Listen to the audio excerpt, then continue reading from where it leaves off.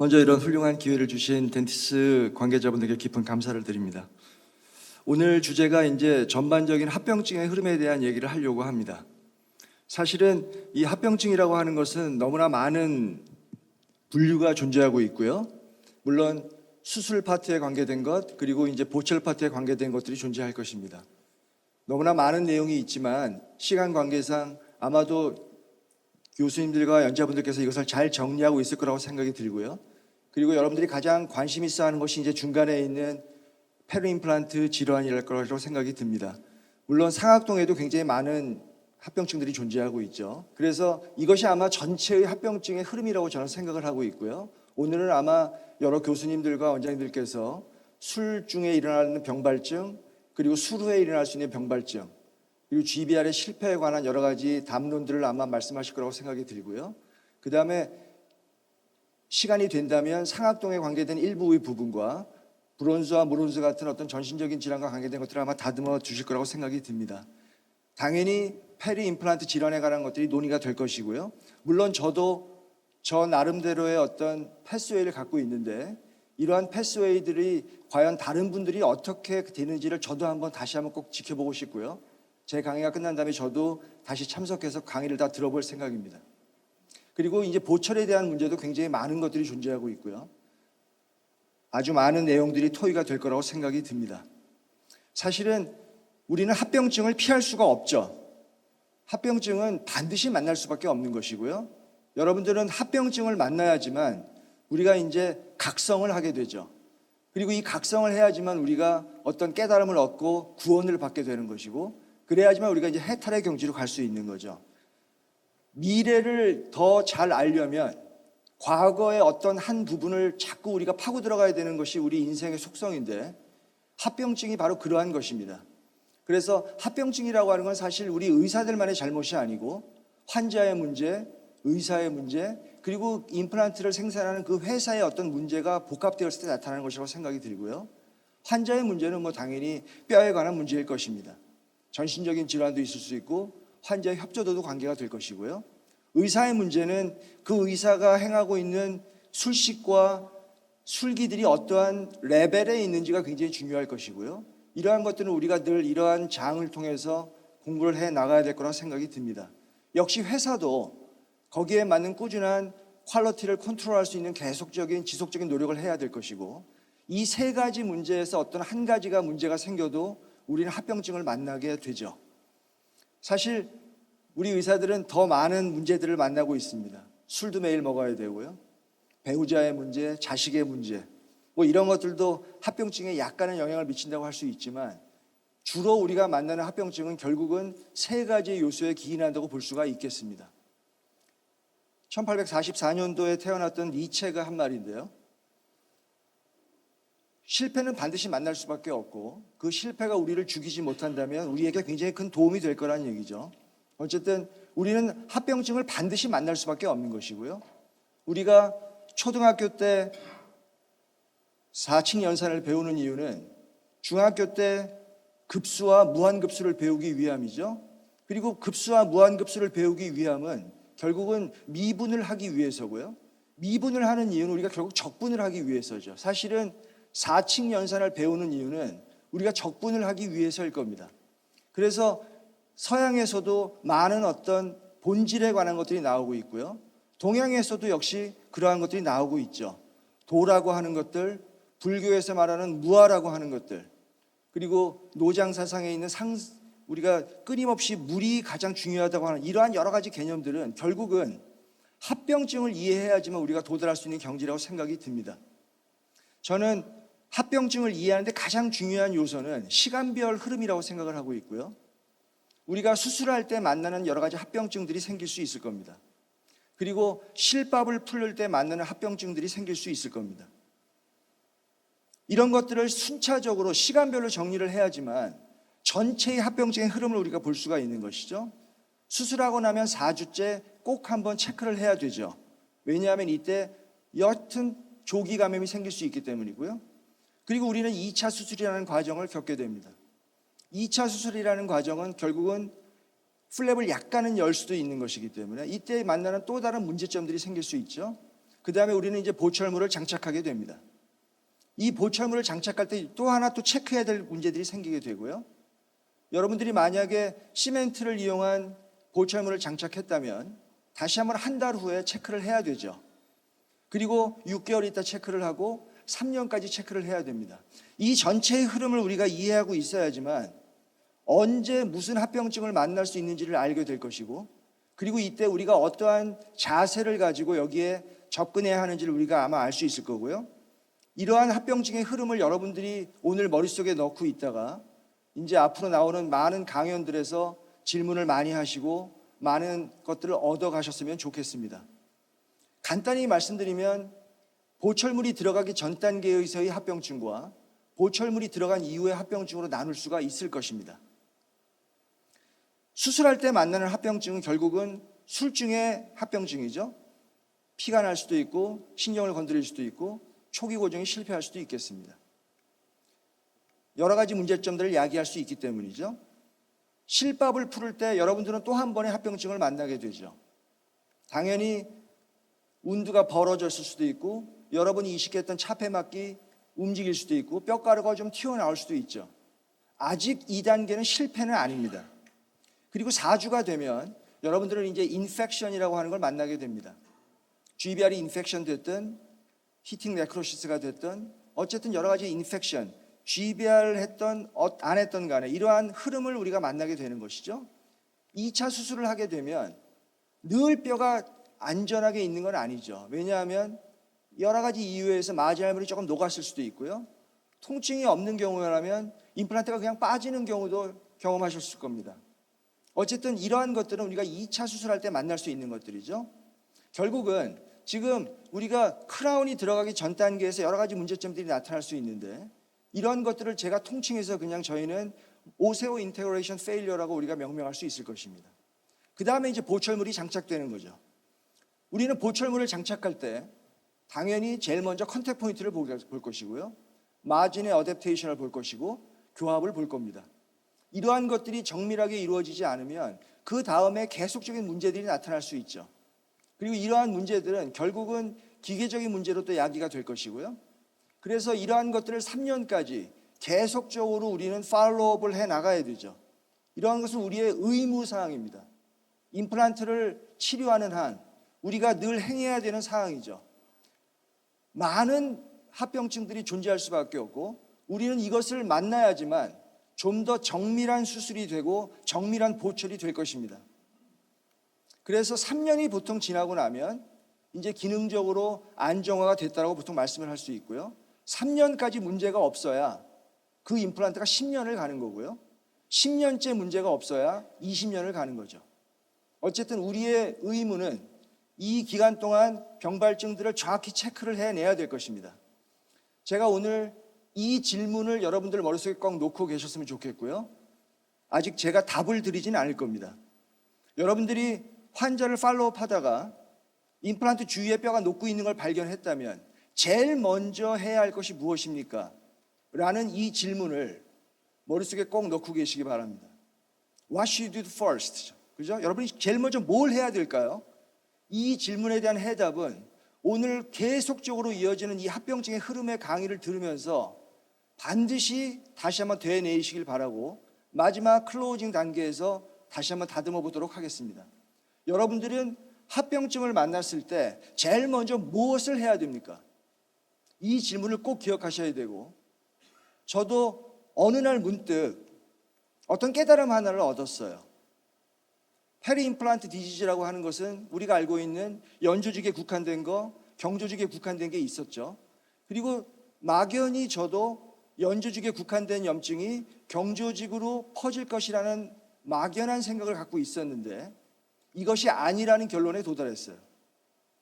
그리고 이 연조직과 경조직에 생기는 염증의 본질은 완전히 다른 것이라는 결론에 도달했고 저 역시 이 강의가 끝나면 다시 들어가서 다음에 교수님들과 원장님들의 강의를 꼭 경청할 생각입니다. 왜냐하면 이 다양성이라고 하는 것, 제가 알고 있는 이 답이 틀릴 수도 있는 것이고 이러한 다양성이 우리 사회를 건강하게 만들 거라고 생각이 듭니다.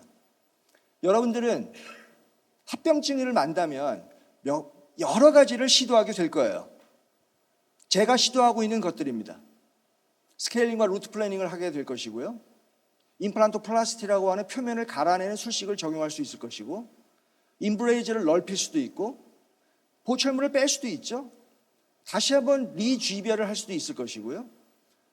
치주적인 접근으로 에이피칼 포션드 플랩을 하면서 결체 조직이나 유리상피를 우리가 다시 이식할 수도 있겠고요. 스크루를 다시 조일 수도 있겠죠. 최종적으로 임플란트를 뺄 수도 있을 겁니다. 과연 이 것들 중에 여러분들은 제일 먼저 무엇을 해야 될까요? 저는 이 대답에 대한 질문을 어느 날 문득 깨달은 것이 있어요. 그리고 이 대답은 맨 마지막 순간에 교수님들과 한번 다듬어 볼 생각입니다. 우리가 본질에 접근한다고 하는 것은 결국은 많은 데이터를 갖고 있기 때문이고, 이 데이터들에서부터 나오는 하나의 한 문장 같은 것이 있을 거예요. 하나의 문장을 우리가 깨우칠 수만 있다면 좀 더 본질에 다가갈 수 있을 거라는 생각을 하게 됩니다. 너무 말로만 하니까 증례 하나를 잠깐만 좀 보면서 정리를 좀 해볼까요? 임플란토플라스티라고 하는 이 치료는 굉장히 오래된 치료입니다. 저 역시 굉장히 많이 데이터를 갖고 있고, 그냥 저는 임플란트 표면을 갈아내는 이 술식을 굉장히 많이 사용하고 있는데, 요 얘기를 잠깐만 정리를 좀 해보겠습니다. 임플란트 표면을 갈아내는 가장 적절한 시기는 언제일까요? 우리는 임플란트를 심고 나면 대략 2, 3년 지난 후에 접시화 현상, 소스라이제이션을 만나게 되죠. 그러면서 약간의 뼈가 평탄화를 이루게 됩니다. 그리고 일정 시간이 지난 다음부터 문제가 생길 수 있죠. 뼈가 점점 녹아갈 수 있는 거예요. 그러면 이렇게 뼈가 녹는 여러 가지 시기들이 존재할 텐데, 이때 우리는 여기에 어떠한 접근을 해야 될까요? 보철적인 접근, 치주적인 접근, 외과적인 접근이 있을 수 있겠고, 여기에는 아주 많은, 제가 앞서 언급했던 많은 요소들의 치료가 있을 겁니다. 그 중에 하나를 잠깐만 소개하려고 하는 것이고, 임플란트 표면을 갈아내는 이 술식은 언제 해야 될까요? 당연히 합병증을 만나는 그 순간에 해야죠. 그리고 제 생각에는 이 임플란트 표면을 갈아내는 이 술식은 사실은 정상적인 상태에서는 할 필요가 없지만, 일정 범위의 이상의 뼈가 녹고 있다면 한 번쯤은 시도해 볼 만하다고 생각이 듭니다. 결국은 우리가 임플란트는 어쩔 수 없는 여러 가지 이유에 의해서, 아까 제가 말씀드렸던 환자의 이유가 있을 수 있고, 의사의 이유가 있을 수 있고, 회사 제품 자체에 문제가 있을 수도 있기 때문이고요. 이러한 여러 가지 이유에 의해서 병발증은 피할 수가 없어요. 어떤 이가 만약 저에게 나는 합병증이 없다, 나는 합병증 같은 걸 별로 만나보지 못했다고 말씀을 하신다면 저는 그 사람을 존경하지 않을 거예요. 그 이유는 합병증을 만나지 못했다는 말은 아직 그만큼의 증례가 없는 거죠. 그만큼의 환자를 보지 않았다는 얘기고요. 또 하나는 아주 소극적인 치료를 할 수도 있었던 거죠. 결국은 자기가 보는 세상이 좁았던 거예요. 합병증은 절대로 피할 수가 없다는 게 본질이죠. 우리는 이걸 어떻게 접근해야 될까요? 자, 제가 생각하는 제 통계 수치로는 전체 길이의 반이 녹을 때까지는 임플란토플라스티가 의미가 있다라고 하는 것이고, 만약에 제 개념이 잘못됐다면 저 역시 경청해서 한번 들어볼 생각입니다.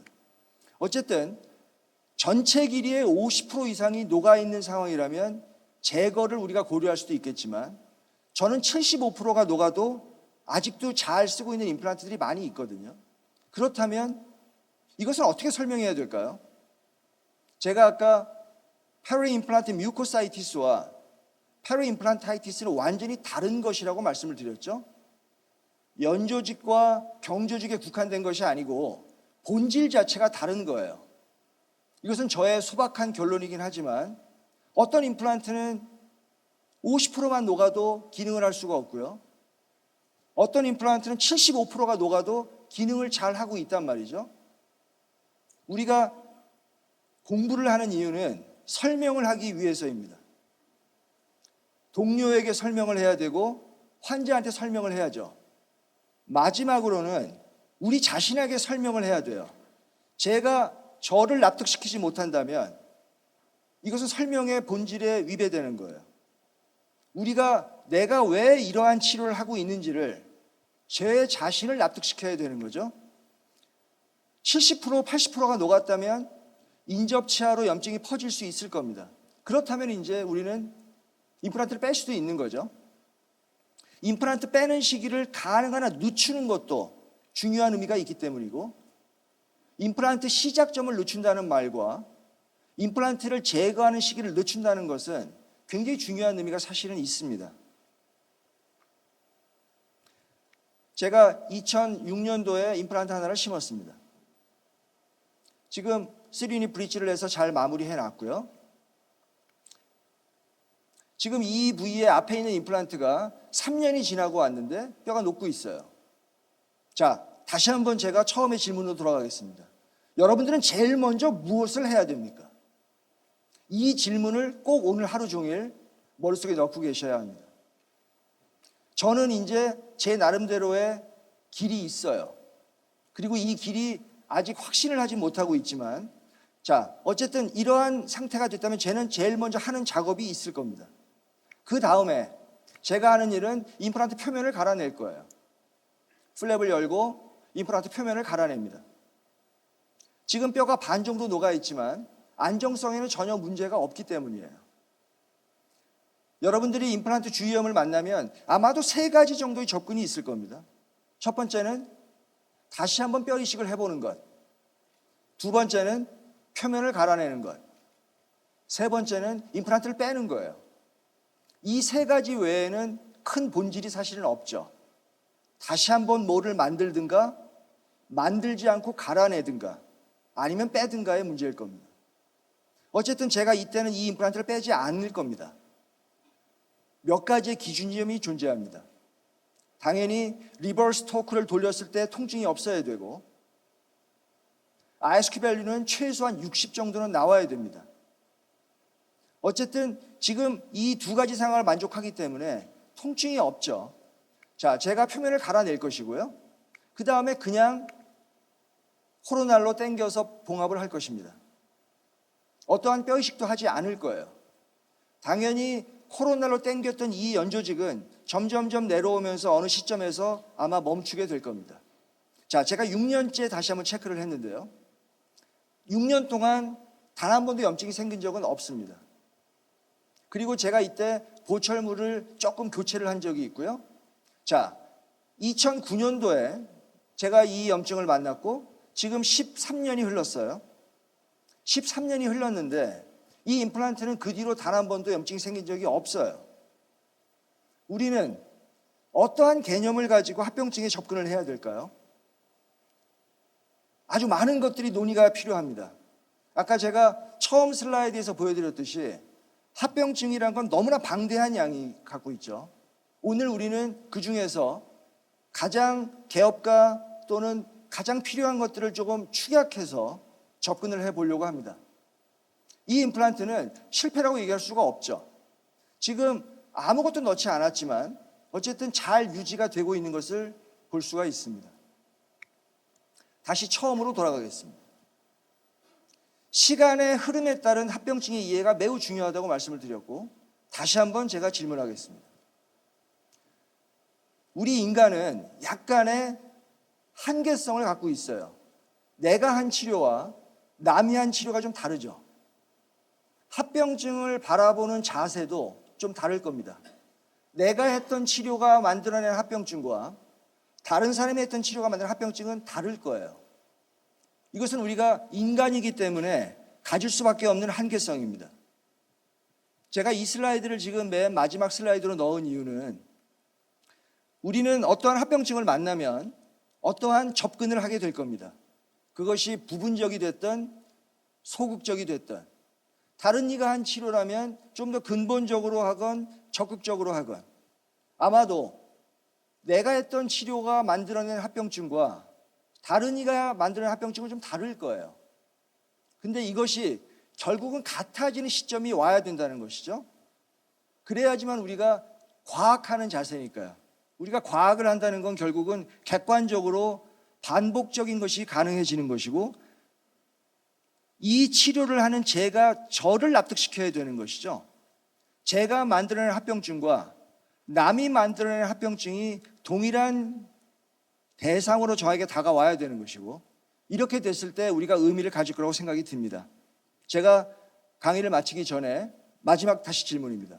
여러분들은 임플란트 주위염을 만났건 여러 가지 문제점을 만났을 때 제일 먼저 무엇을 해야 되는지를 꼭 머릿속에 넣고 계시길 바라고요. 이것이 갖고 있는 의미는 굉장히 큽니다. 이것을 대답할 수 있다면 여러분들은 전체 합병증의 본질을 어느 정도 꿰뚫을 수 있을 거라고 생각이 듭니다. 오늘 굉장히 많은 연자분들, 교수님들이 강의를 잘 준비해 주셨고, 지금 제 다음 강의로 이제 치주 파트가 나올 것이고요.